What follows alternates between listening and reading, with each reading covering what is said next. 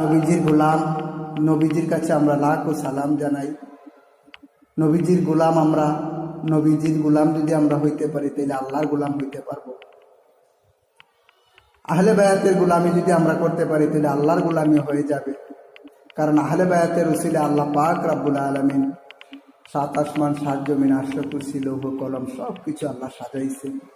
আসমান সাজাইছেন, জমিন সাজাইছেন, আল্লাহ পাক সব কিছু সাজাইছেন আহলে বায়াতের মুহাব্বতের কারণে। যে আহলে বায়াতেরকে কষ্ট দেয় তারা যেন আমার রাসূলকে কষ্ট দেয়, আর আমার রাসূলকে যারা কষ্ট দেয় তারা যেন আমার আল্লাহকে কষ্ট দেয়।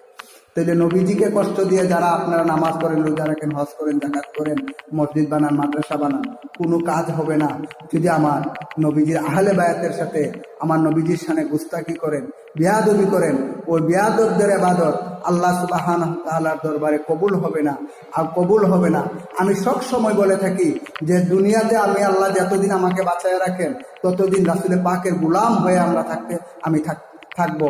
কে কি বললো, কে কি কইলো, এগুলো আমার দেখার ব্যাপার নয়।